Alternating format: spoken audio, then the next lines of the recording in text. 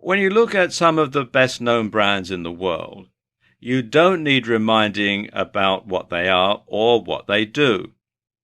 For example, what about this one? Or this one? Then there's this one, and their main rivals, this one. And even though, with one exception, none of these brands actually have the name of the company or the product in them, you can tell by looking exactly what the company is and exactly what they make. For example, you can tell just by looking at this collection which company makes running shoes and which company makes computer software.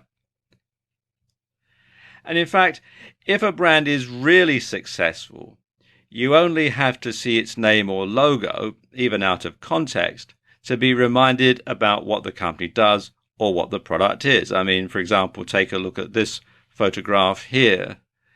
Now, if you're familiar with the brand, you'll know that even though it's on the side of a racing car, it's got nothing to do with motoring, it's got nothing to do with motor racing at all. But you know exactly what it is, and if you live in a market where they don't sell this, I'll tell you it's an energy drink.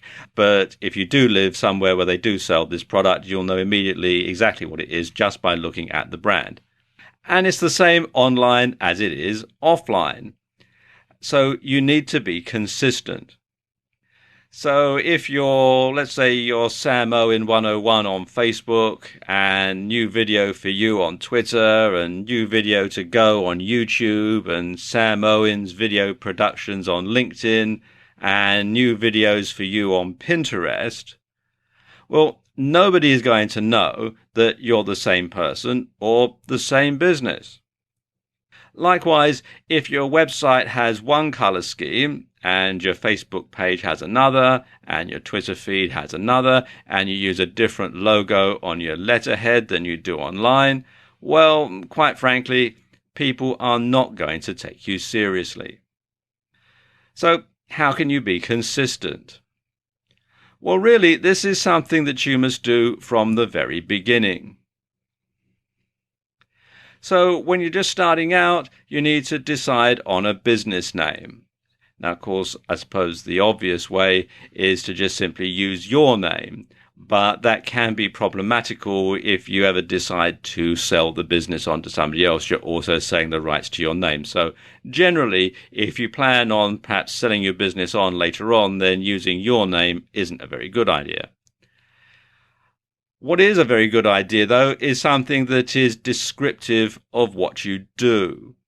So if you make a particular product or you sell a particular service, then including that in your business name is a good idea. And likewise, you can also include keywords as part of your business name that will make it easy for search engines to find you, and it will sort of stick in people's minds that you are or your company is or does this particular thing, and it's a keyword that sort of lodges in their brain. Regardless, you should have something that's easy to remember, something that's not too convoluted, something that easily trips off the tongue, something that people can sort of lodge somewhere in their brain, and when they need your product, they need your service, they can simply think, yes, we can have so-and-so. Or, for example, you could have something cryptic. Probably the best example of this that I know is Nike, and Nike was the ancient Greek goddess of victory. So, of course, a bit cryptic there. They were sort of thinking, well, Nike, victory, wear our shoes, cross the finish line first, that sort of thing. Something else that you really do need to do is to make sure that nobody else is using it. If you go to a whole lot of trouble of setting yourself up with a business name and then you find that actually somebody else is using it, you're going to have to start all over again. You also want to make sure that it's not deliberately confused with another more established business. And I'll give you a real life example here. Here in the UK, there is a chain of pharmacies and drugstores called Boots the Chemist. And they are a regular presence on just about every high street and shopping mall in the country. Now, I know of this guy whose name was Booth, and he started a chemist shop. He was a pharmacist by profession, and he started a chemist shop, and he called it Booths the Chemist.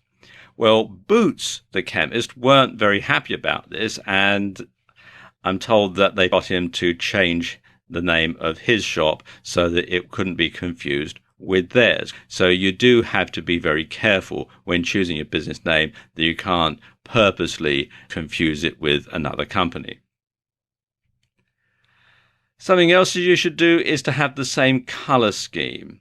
So you want to have the same color scheme on all of your social media sites. You want to have the same color scheme on your website, and also offline. If you run a bricks and mortar business, you want to make sure that your letterhead, that your signage, if you have a van, you want to make sure that it has the same colors as the rest of your business, so that you've got a completely seamless association in the customer's mind between those colors and you.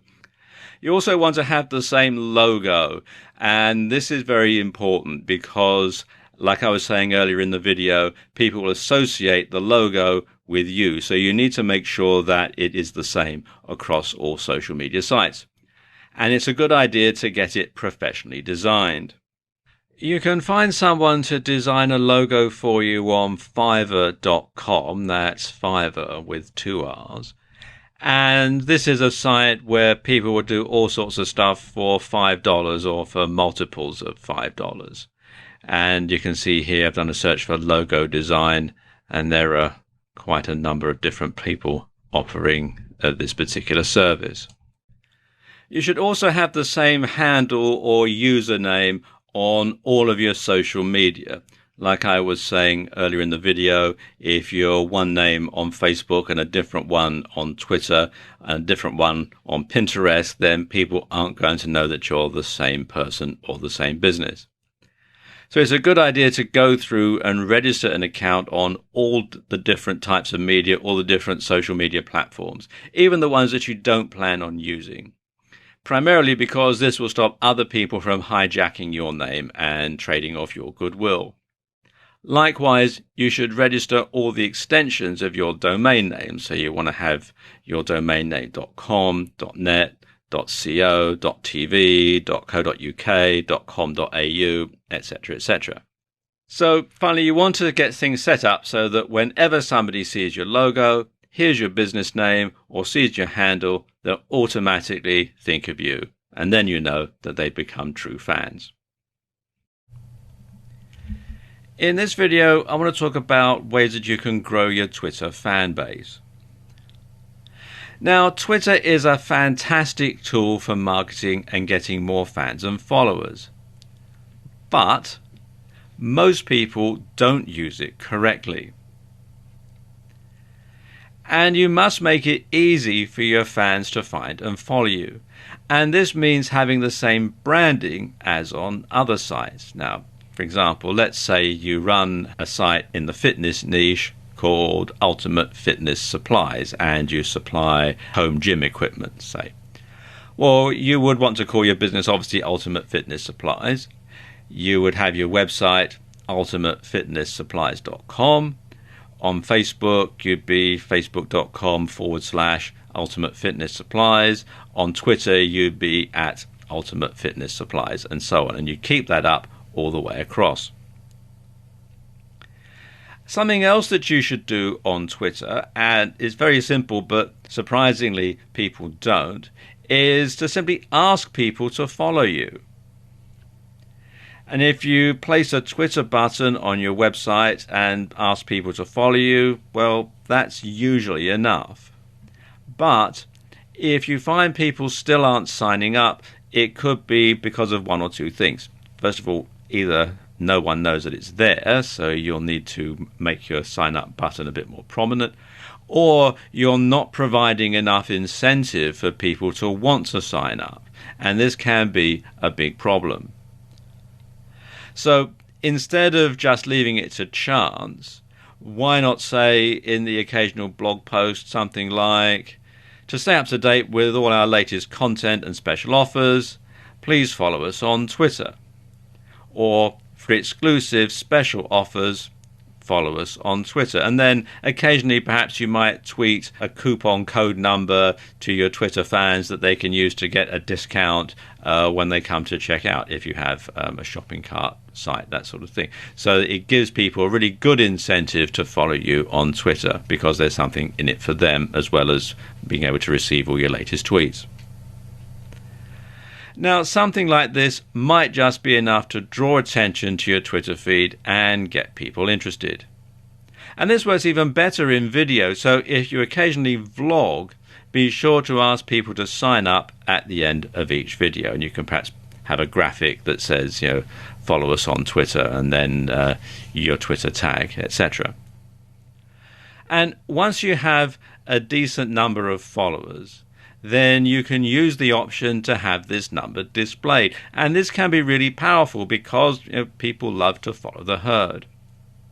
And you can create a follow button quite easily on this site, which is publish.twitter.com, and just simply enter your Twitter URL in here and follow the on-screen instructions. But of course, the best way to get people to follow you on Twitter is to simply deliver quality content that people want to read. But unfortunately, so many people get this one totally wrong. So let's look at these particular tweets. And let's say again that you're in the fitness niche. Something like this, do you want to get in shape faster? Try our hashtag chin up, hashtag bar, hashtag fitness, hashtag hypertrophy. Running in a marathon? Make sure your hashtag training, hashtag shoes are up to the task. We're offering a 10% discount to new clients for this month only. Sign up now at, and you've got the bit.ly URL there, hashtag deals. Our dumbbells come in a range of weights and sizes, hashtag dumbbells, hashtag weightlifting. You get the point. So what's wrong with this exactly? Well, it will be quicker to ask what's right with it. I mean, think about it. Would you follow that kind of a Twitter account? What would be the point? If you were an existing customer or fan, seeing adverts for something you were already using wouldn't offer much value. And if you weren't an existing customer, you'd probably be frustrated and annoyed by all the constant nagging.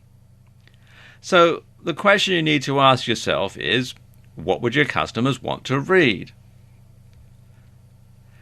So put yourself in your customer's shoes, and seeing as we're on a fitness theme here, put yourself in their running shoes. What would they like to know about? Well, as you're in the fitness niche, you could provide fitness tips or workout advice, diet ideas, etc. If you run a blog on martial arts, then discuss moves and your favorite martial arts film. Think of each tweet as a mini product and try to ensure that the reader benefits from it in some way. Now, whether that's by being entertained or by learning something, it doesn't really make a lot of difference. Also, for business niches, industry news can also prove very popular. Another approach to take is a little less on the nose. Instead of directly discussing your niche, your industry or your service, you can talk about the lifestyle of people involved with your topic instead. Try and sell the idea that you're all part of a community and tweet about subjects that might inspire or subjects that your audience can relate to. And you don't have to come up with original material every time either.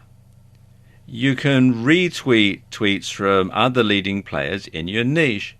And this helps to build a sense of community, and it tells followers that it's okay to retweet your tweets too. And of course, then you'll spread your word much further and wider than you would do if it was just to your own followers. So there you go, just a few ways that you can grow your Twitter fan base. In this video, I want to give you some tips on building a massive YouTube following. Now, why is it that some YouTube videos get so many views they practically break the counter, yet others get seen so infrequently the page looks like Tombstone before the Outlaws ride in? And how come some YouTube channels have many thousands of subscribers and their video stats hit four figures within a few hours, whereas others might get 1 or 2 subscribers a year and their videos never get viewed 100 times before they get taken down? Well, there are a number of different answers to that question. And while you might not have as many views and subscribers as Gangnam Style, you can certainly build a solid following and get a decent number of views for your videos. The main determining factor for how popular your videos are going to be comes down to your niche, and some niches are more popular than others. In general internet marketing, the biggest niches are fitness, dating, self-help, and making money. But some of the most popular subjects for YouTube videos outside of those big internet marketing niches are gaming, makeup tutorials, grooming and style, travel, technology, fails, cats, DIY, comedy, and lifestyle vlogs. So you need to pick a niche that's going to be popular, but often the most popular niches are the most competitive and oversaturated. So if you do a series of videos on how to do the perfect workout routine, you're going to be up against some fairly big names who already have a massive following, and you'll find it very hard to compete. So what should you do? Well, one thing is to pick a popular niche, but concentrate on a particular aspect of it. And this is known as niching down, or niching down, as some people pronounce it. So let's say you're in the golf niche. Instead of doing just general golf videos, you could do tutorials on how to hit the perfect swing or do the perfect putt. You could show how to hit with each type of iron or wood, or you could have tips to play different holes at different golf courses or different links. And of course, when golf goes wrong, it's always a good topic for humor. Or why not pick an obscure sport like handball? Now, it's not as popular, so it's not as competitive, or at least off the field anyway. But there's also not much out there. So videos on this topic do rack up an awful lot of views fairly quickly. But of course, it doesn't matter how good your content is. If you can't get people to your channel, no one's going to see it, so there's not a lot of point. So how can you get a lot of people to your channel quite easily? Well, a keyword-rich description and title will help YouTube to determine what your video is all about. And so when people type in what they're searching for on YouTube, YouTube will go through, they'll use the keywords, and they'll pull yours out, and it'll come up either in the listing or in the suggested videos at the side. Something else you can do is, if your video is scripted, be sure to include plenty of keywords and then upload the script to YouTube so that it can be used for subtitles and closed captions. And then that will help YouTube also to decide exactly where your video is and exactly what your video is about. Now, some good tools to find keywords are the Google AdWords Keyword Planner. This is quite a long URL, so if you just go to Google and type in Google AdWords Keyword Planner, you'll be directed to this site. Or something a bit more in depth, you can use Market Samurai, which you can find here at marketsamurai.com. And this is a paid-for solution, although there is a free trial offer running at the time that I'm making this video. Something else you can do is use other social media to drive traffic. So tweet about your video upload on Twitter, just sending a tweet saying I've uploaded a new video, and then the URL can also get people to look at it, just out of curiosity, really. Or you can post it on Facebook. Or you can share it on sites like Reddit or Google+.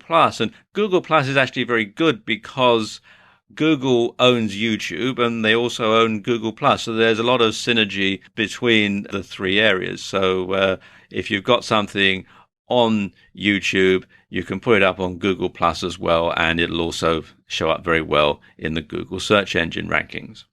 Something else you can do is to embed your YouTube video onto your blog as part of a blog post. And if you have a WordPress blog, this is actually very easy to do. You just simply embed the URL and WordPress takes care of the rest. And you should also make it easy for others to share your video on their sites. To make your YouTube videos easy to share, make sure that all this works properly once you've uploaded your video. You want to make sure that there is a URL or share link that people can access, and that they've got the buttons here that people can share on various other social media sites. Also to make sure that you've got the embed code, like here, to go on an HTML site, and that people can email your URLs. You have to sign in to do this, and I haven't, but usually there'll be a link here that you can use. In this video, I want to show you ways of getting more Facebook fans. Now, basically, there are two ways of getting more Facebook fans. You can either grow your following organically, or you can buy advertising that promotes your Facebook page. Now, let's talk about how you can grow your following organically, because that's probably the best way of doing so. It's certainly the cheapest. And of course, the best way to grow more Facebook fans is to give them a reason to visit your Facebook page. And basically that means posting useful, interesting content. And if you post stuff your target audience wants to read, they will, first of all, read it. They'll like it. They'll follow you so they can read more of it. And they'll tell others who might be interested too. So you'll grow your fan base that way. When you're posting content, it's always a good idea to post a picture or a GIF alongside your post. And it makes it more eye-catching and interesting. And if possible, you should post an original picture if you have one, preferably one that ties into the content of the page and perhaps shows you in it as well, because then it basically cements it and ties it all together. You should also have share buttons on your website or on your blog. And this can encourage people to like, share, and follow you on Facebook. You should also interact with the comments and respond. Don't just simply post up your Facebook page and then go away and don't come back until you're starting something else. Join in the conversation, be a part of the community, make sure that people know that you're going to interact with them if they post a comment on your Facebook page. And you can also use other social media to promote your page, things like YouTube, Twitter, Pinterest, Reddit, etc. You can all link them together so that they go back to your Facebook page. In fact, if you're posting a video on YouTube, this is actually very easy because you can simply put something at the end that says follow us on Facebook and gives the URL. So it is actually quite easy to do it that way. The other way that you can get more Facebook fans is by purchasing advertising so that it leads people to your page who perhaps wouldn't stumble upon it organically. Now, Facebook ads, which is what the system is on Facebook, work in a similar way to Google AdWords. In other words, they're PPC or pay-per-click. But unlike Google AdWords, they're more varied and they can be more tightly targeted. For example, you can target people by their age, gender, location, interests, marital status, etc., etc. Now let's look at the different types of ad that you can have on Facebook. There used to be all sorts of different types, but now they've whittled it down to just a few. And I suppose the most popular one is the promoted post. And the supported placements for that are in the right column, mobile feed, and news feed. And this is a great way of getting a larger audience engaged with an important piece of content or promotion. And for a set budget, you can boost a post which will increase its visibility in the feed of people who like your page as well as their friends. So again, it's going to get them right in front of the post that you want them to read. Then there's the boosted post, which is slightly different, and its supported placements are right column, mobile feed and news feed as well. And it's available to pages with 50 likes or more, and it's basically a simpler version of promoted posts. And you can choose fans of your page and their friends, or you can choose to select by targeting criteria. Then there's a domain ad, and the supported placement for this is the right column. And domain ads are essentially adverts that appear in the sidebar and point directly to a website that you're hosting, so you can go straight to your website. And these are perhaps the simplest form of ads and are composed of a simple heading and a block of text. And it's a bit like Google AdSense, if you're familiar with that type of advertising, AdWords, AdSense. Then there's the multi-product. And this is placed in the newsfeed and the mobile newsfeed. And multi-product ads, as you would expect, display multiple items on a slideshow type display that lets users browse and shop right from Facebook. And this is incredibly powerful for e-commerce stores, and it means you're really only posting one ad to promote a whole range of products. Then there's the page like, and this supported placements for this one is the right column, newsfeed and mobile newsfeed. And this is an advert for your Facebook page, essentially. And with these, you're trying to increase your number of likes so that you can generate a bigger audience to market to. Then there are video ads, and the supported placements are the right column, newsfeed and mobile newsfeed. And video ads let you showcase a video. And these are good for getting likes, and they're powerful for video marketing. Then there are app ads, and the supported placements are the right column and the news feed. And if you have built a branded app for Facebook, then this is how you can promote it and encourage downloads. Then there's an event ad. Now, these are in the right column, newsfeed and mobile newsfeed. And they, as the name would imply, allow you to advertise events. And this can be useful for increasing interest for a company launch event, for instance, or a conference, or if you've got a bricks and mortar store and you're running a special event or a promotion, then you can use this to tell people about it. And finally, there's an offer. And the supported placements are the right column, newsfeed and mobile newsfeed. And an offer advert is useful for companies who want to market a special offer. And anyone who clicks on your ad will be emailed a code that they can use in order to redeem your special offer. And this is great for encouraging sales. And all of these different ways will help you to build your fan base, because even if it's something like an offer ad, people are going to know about your Facebook page, and you can encourage them to like you and follow you and so on. So this is just a few ways that you can build your Facebook following, build your Facebook fan base. Instagram and Pinterest are often overlooked by marketers, which is a big mistake, because you can actually generate a lot of traffic and sales from these particular two types of social media. Now, for the uninitiated, I better explain that Instagram and Pinterest are picture-based media.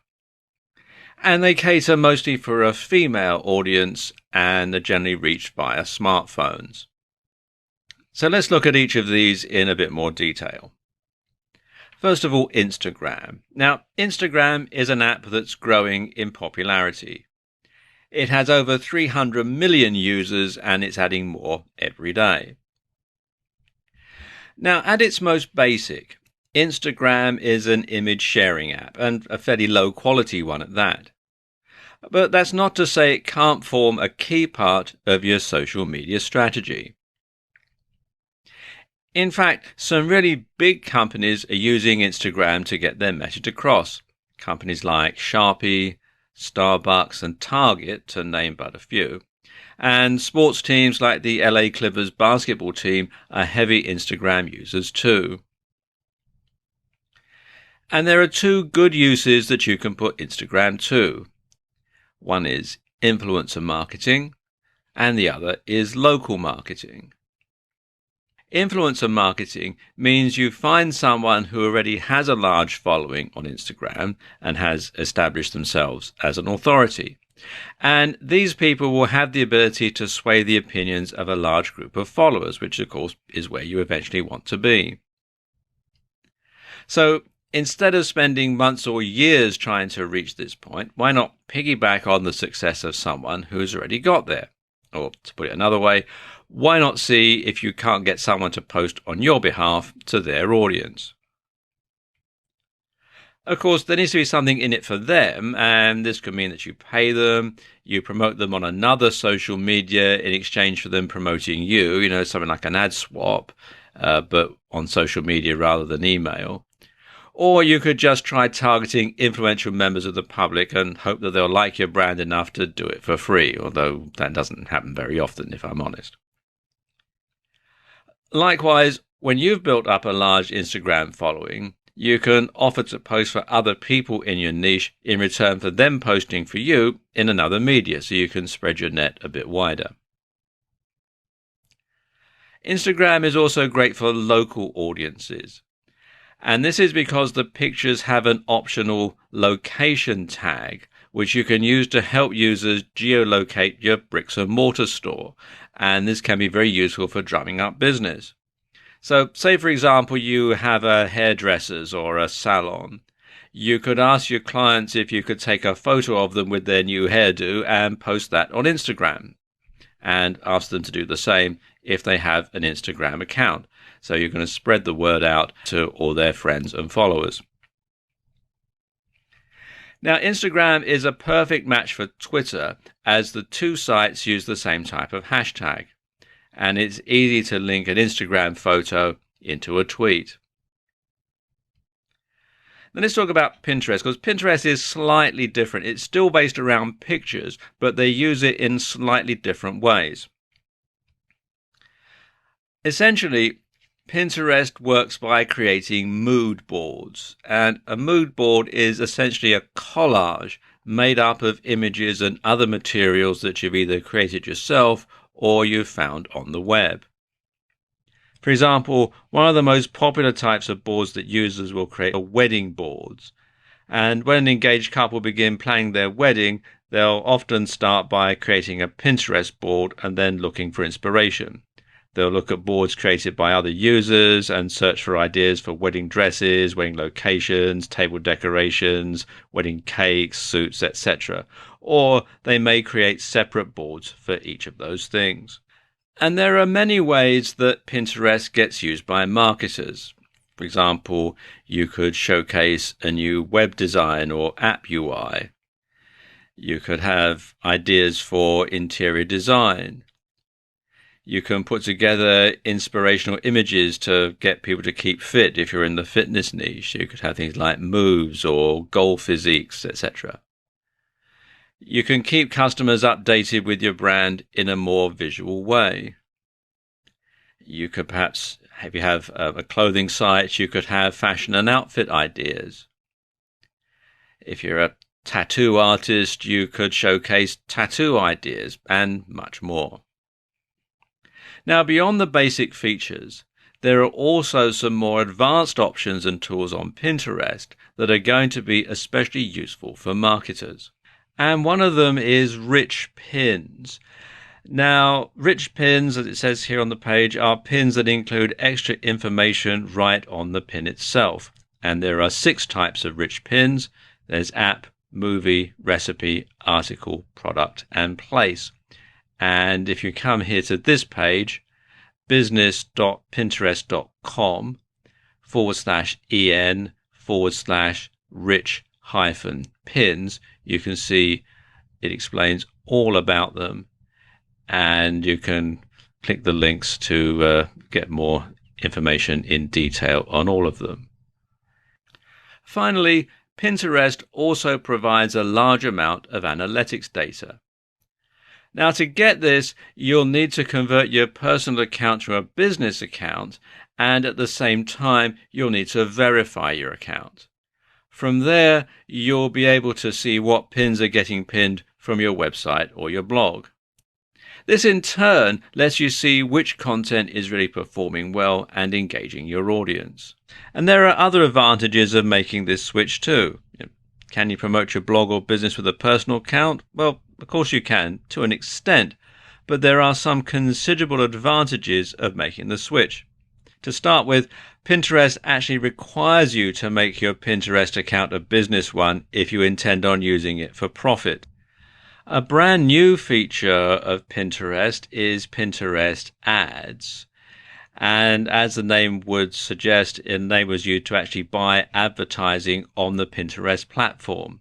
And this is brand new, so not very many marketers are using it at the moment. And you can find out more at ads.pinterest.com. So there you go, just some ways that you can use Instagram and Pinterest in your marketing mix. LinkedIn is a much smaller social network than the likes of, say, Facebook. But that's its strength. You see, LinkedIn is exclusively for businesses and business people. Here are a few stats. 1 out of every 3 professionals is on LinkedIn. LinkedIn is the world's largest professional network and gives you access to the largest group of influential and successful individuals anywhere. As of 2015, the last year of which statistics are available, LinkedIn had 364 million members. And LinkedIn continues to grow rapidly. At the same time the previous year, the site had 296 million members. LinkedIn has members in over 200 different countries, and it's one of the oldest social networks, having been formed in December 2002. So even if you're not in a business niche per se, it still makes sense to be on LinkedIn. And you can target business people for leisure niches and big ticket items, and you can network with other marketers. And that's LinkedIn's biggest strength. It's a network. It's a tool for self-promotion, giving you access to a gigantic network of contacts operating within your field, and it gives you the means to reach them, to work with them, and to be seen by them. Now, when it comes to marketing, you can use LinkedIn to increase awareness, to build brand loyalty, to create a more professional impression for your brand and for your services or your products, to promote a website and gain SEO or social media marketing benefits, to find potential clients and customers, and to build leads and keep in contact with them. So when it comes to creating your LinkedIn strategy, well, the best place to start is actually the beginning. So if you haven't done so, come over to linkedin.com and sign up. And the first thing that you'll need to do is create a profile. And there are 2 types of profile that you can create on LinkedIn. The first is your own professional profile, which would be a profile for you specifically. And the second is the profile that you'll create for your business, which is where you'll promote your brand instead of yourself. Now, to begin with, you'll want to start your personal profile on LinkedIn. And what this is going to do basically is act as a springboard for your other activities. And so the idea is to sell yourself and make yourself look professional and accomplished while you're doing so. Now, I won't go through the entire procedure here as it's pretty straightforward. Nevertheless, it's best to write everything out ahead of time on your word processor so that it reads well and it places you in the best possible light. Now, your profile is basically your CV or resume online, so you need to be consistent and make sure that what you say stacks up. Bear in mind that people will look elsewhere online to verify what you put here, and any contradictions with information that can be found elsewhere will destroy your credibility in an instant. Once you've made your LinkedIn profile, The next thing you'll want to add is your company page. And this is basically like a profile, except you'll be writing about your business rather than about yourself personally. And this means you should write in a manner that sounds a little more detached and professional, and you should focus on the value proposition. How do people stand to gain from using your products or services, as well as things like the mission statement and goals. Now, they do rather hide how you set up a company page. So if you come to linkedin.com/company/add/show, then you fill in your company name, your email address, you check the box here that says I verify I'm an official representative, and then click continue. Now, your email address at the company must be at the company domain. So if you try and enter a Gmail address in here, for example, you'll get rejected. Now, there are two main ways you can reach an audience on LinkedIn for free: influencer marketing and content marketing. You can also buy paid advertising, but I'm not going to cover that in this video. Now, influencer marketing means you're going to stop trying to reach as wide an audience as possible with your own marketing, and instead you're going to focus on the quality of the audience that you market to. Now, this might mean focusing on one individual and getting them to promote something that you have to say. So, for example, if you were to take conventional marketing on Twitter, I know we're talking about LinkedIn, but let's talk about if you're going to do this on Twitter for a moment.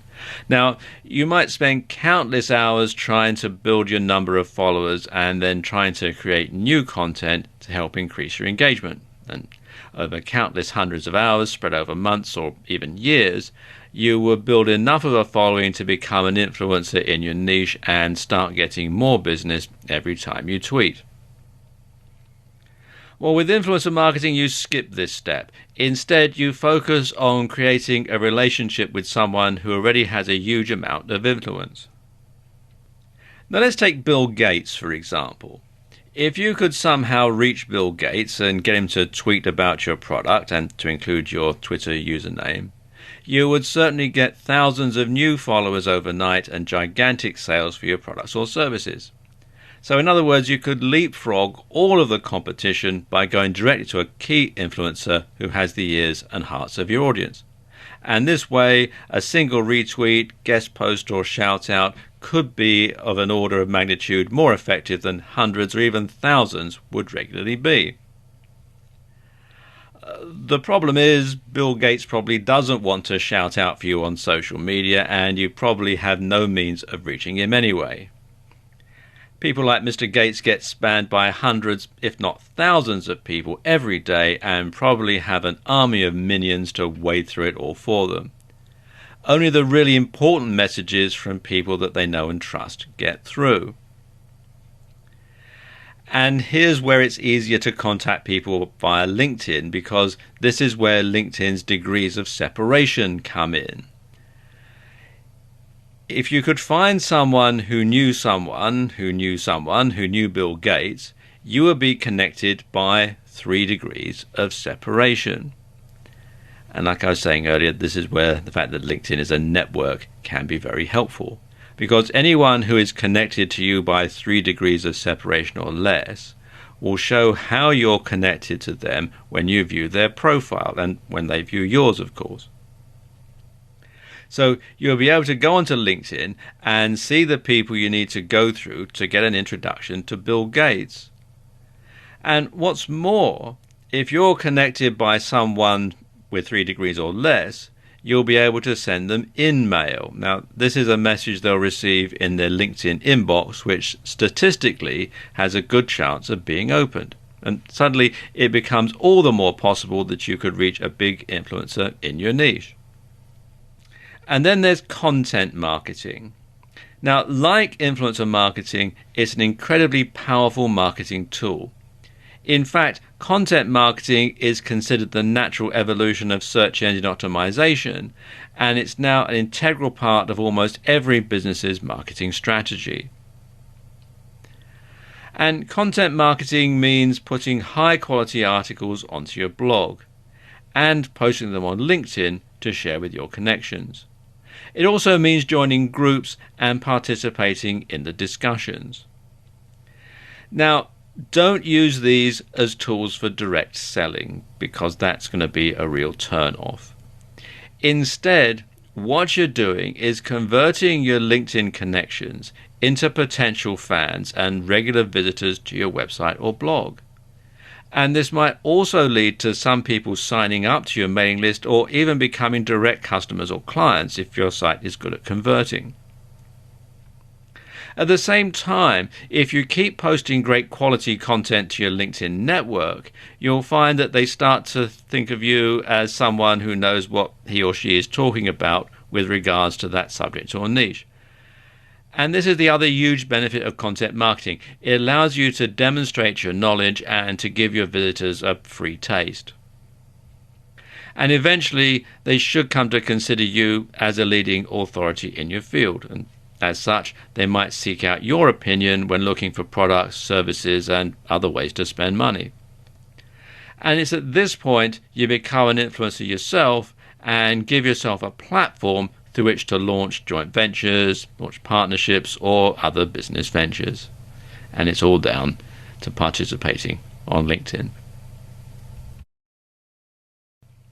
LinkedIn has its own advertising platform that enables you to directly advertise to other members of LinkedIn.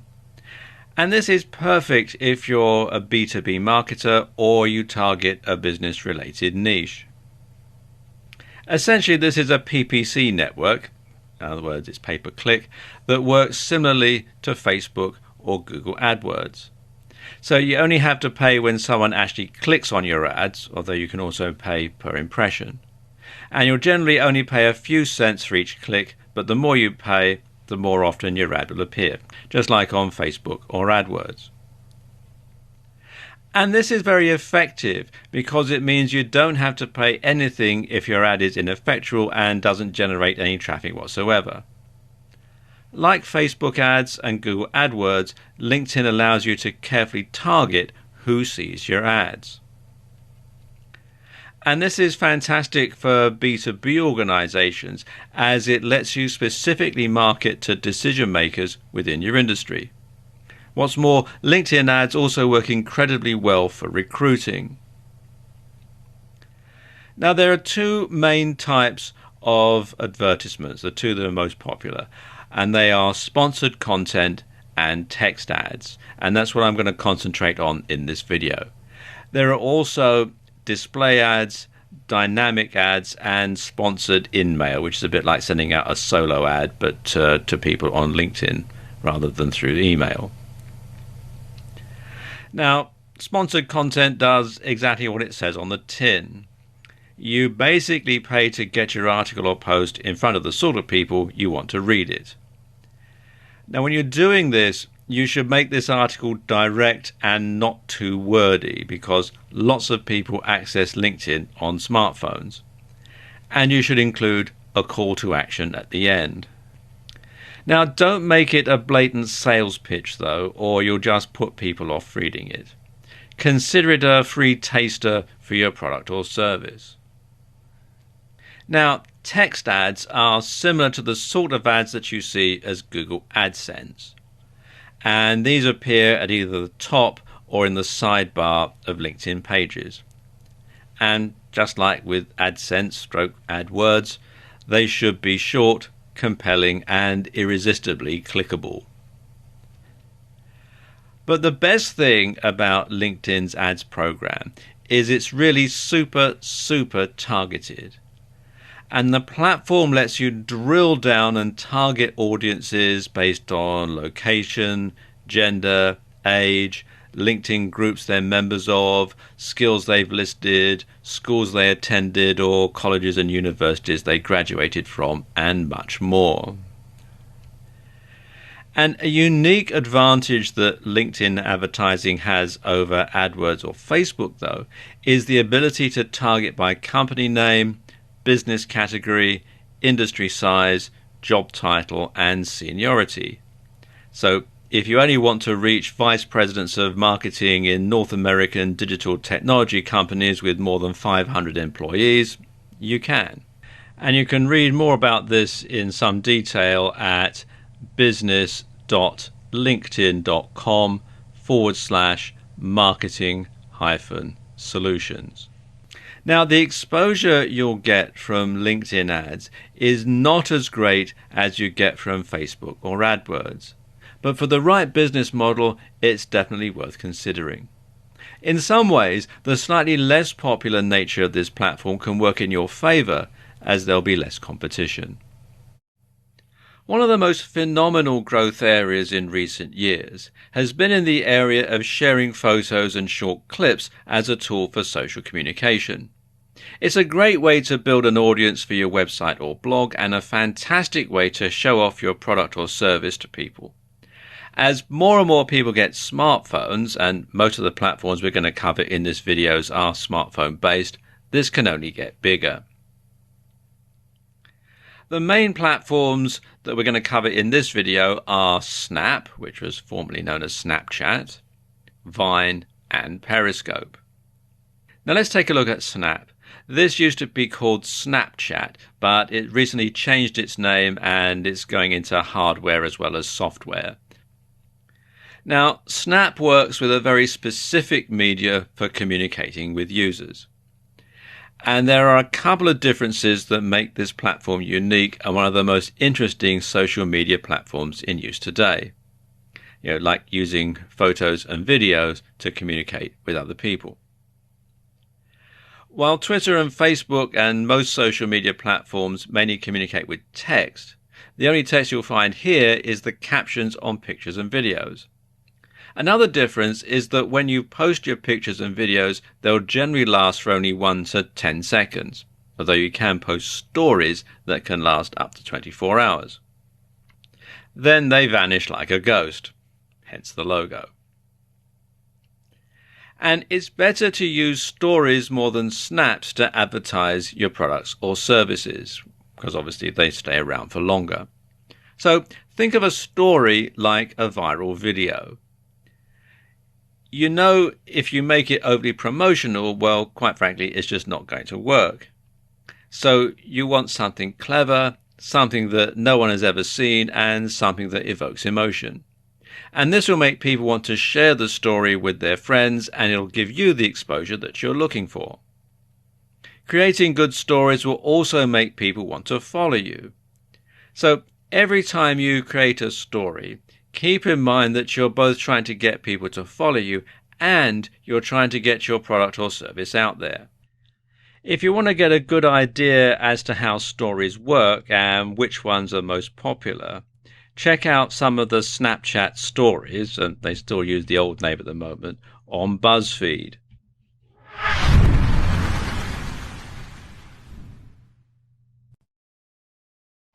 Breaking news. Snap Incorporated is releasing a new piece of hardware, Snap Spectacles. These are glasses with a built-in camera. Simply tapping on the side of the glasses will record 10 seconds of video footage from a first-person perspective. So now you can record video just like you're looking at it. It's almost like having a GoPro strapped to your head. Can you imagine the possibilities this is going to unfold? Now, the company will be releasing the product to the market soon, so best to set up a Google alert to keep informed of the latest developments. Then there's Vine. And Vine is a social network where people can share 6-second looping videos. Twitter thought so much of it, they acquired it for a reported $30 million. And that was before its official launch. As of December 2015, the last statistics that are available, Vine had 200 million active users. And users' videos are published through Vine's social network and can be shared on other services such as Facebook and Twitter. And Vine's app can also be used to browse through videos posted by other users. Now, when you're using Vine, the camera only records while the screen is being touched, and this enables users to edit on the fly or create stop motion effects. And there were some additional features added to the app in July 2013, and these include grid and ghost image tools for the camera, curated channels, including themed areas and trending topics or users, protected posts, and the ability to re-Vine videos on a personal stream. Your approach to marketing on Vine and Periscope, which we'll get to in a moment, should be similar to your approach to Snap. Entertaining, shareable, and not salesy. And you can see some Vine videos and download the app at vine.co. Finally, there's Periscope. Now, Periscope is similar to Vine insofar as it streams short videos. The key difference is that Periscope streams videos live. And when you use Periscope, you'll find that you're presented with a map of the world upon signing in. And on this map are various points where you can see people who are currently streaming video. So simply click on the dot on the map and the name of the broadcaster, and then you can tune in and start watching what they're filming. It's a bit like having your own TV station in that respect. And you can then comment on the video, you can ask questions, you can like it, you can follow the person, or you can leave and watch something else. And in addition to the same strategies as for Snap and Vine, you can also use Periscope to get traffic to a website or visitors to a bricks and mortar store by running a flash offer. The geolocating feature means users can pinpoint where you are at that very moment. Now, these are just 3 of the new and exciting photo and video apps out there, and new ones are being developed all the time. By honing your strategy on these platforms, you'll be in pole position to start marketing on the newer apps, and as soon as they launch, which will put you one step in front of the competition. In order to get the best results from your social media marketing efforts, you must be everywhere and post to more than one social media platform at a time. And this can be accomplished in several different ways. You can spend some time each day on social media, but give your attention to a different platform every day. So, for example, you could update Facebook every Monday, tweet to Twitter every Tuesday, pin to Pinterest every Wednesday, upload a video to YouTube every Thursday, log in to LinkedIn every Friday, snap a story on Snap every Saturday, and collapse into a heap on Sunday. There's got to be a better way. Well, there is. You can post the same or similar content to more than one social media platform at a time. And this can help spread the word about you, your products or services, and you can save yourself a ton of time in the process. For example, you could download videos from Vine or Periscope, edit them together, and then upload the result to YouTube. Not only will you be able to get more subscribers and views to your YouTube channel, but you'll also be able to reach an audience that doesn't own a smartphone, and therefore wouldn't have seen them on those other platforms. Downloading these videos is easier than you think. Just go to Vine Video Download, which is www.vinevideodownload.com, or Scope Down, which is www.downloadperiscopevideos.com, and follow the on-screen instructions. It's all really quite straightforward. When you post an article on your blog, rewrite it slightly and upload it to your Facebook page and to LinkedIn.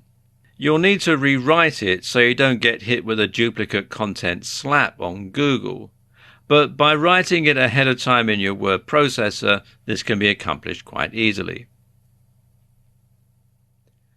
Twitter and Instagram have similar hashtags, so when you post a new picture to Instagram, tweet about it on Twitter. You can also pin the picture onto your Pinterest board. 3 social media sites covered in just a few minutes. You can also post your latest tweets on Facebook, or use them as a comment in a LinkedIn group, although of course you must make sure that it is relevant. By doing it this way, you can save time and effort and spread the word about you, your products or services much wider and much quicker. Your blog should be the hub of your social media strategy. I'll explain why in this video. There are a number of reasons why you should do this. First and foremost, everyone should be able to access your blog regardless of what operating system they're using and regardless of whether they're using a PC, a tablet, an iPhone or an Android device. Everybody should be able to get to your blog page regardless. So once you've got people to your blog, you can then point them in the direction of your various social media platforms. And if you have a WordPress blog, this is particularly easy as there are a number of plugins you can get to integrate social media. First and foremost, though, you should host your own blog on your own domain and on your own web server account. And this gives you more control than hosting on WordPress.com. So let's talk about integrating Twitter and your blog. Now, there are 2 ways that you can sync your Twitter account and your blog. You can incorporate a feed of your latest Twitter tweets into your blog sidebar, or you can automatically let Twitter followers know that you've updated your blog with a new post. For the former, you can use the Twitter Feeds plugin. Now, each time you post a tweet, it will automatically be displayed on your blog, which has the added bonus that your blog content will change slightly and Google will treat it as new content and update its rankings in the SERPs accordingly. For the latter, you can use the WP to Twitter plugin, which will send a tweet to your followers to let them know that you've just made a new blog post. And both of these plugins can be installed from within the WordPress dashboard, and they're both free. And the same goes for Facebook. With the Facebook Auto Publish plugin, you can publish posts automatically from your blog to Facebook. You can publish your post to Facebook as a simple text message, a text message with an image, or as an attached link to your blog. And the plugin supports filtering posts based on custom post types as well as categories. And again, this can be installed from within the WordPress dashboard. Embedding a YouTube video into your blog is easy. To embed a YouTube video into your WordPress blog is very easy. All you do is copy and paste the URL into your blog post and WordPress will work out the embed code for you. So you don't need to do any coding or anything like that. Just copy and paste the URL and the WordPress software will take care of the rest.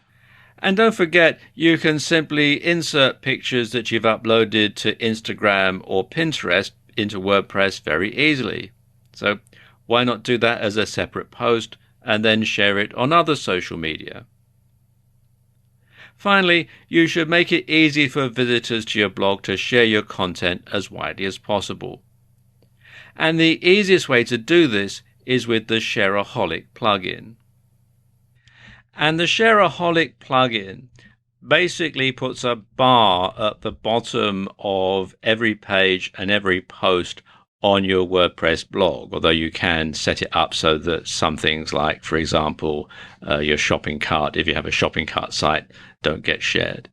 But what it does is it means that people who come to your site can simply click on the button and share the details about your site on their social media. So it helps you spread the word about your blog, about your site, far and wide on all sorts of different social media. And you can set it up to decide what social media you want your content shared on, and as I was saying, what pages you want to have shared. So it's fully customizable, and you can install it from within the WordPress dashboard.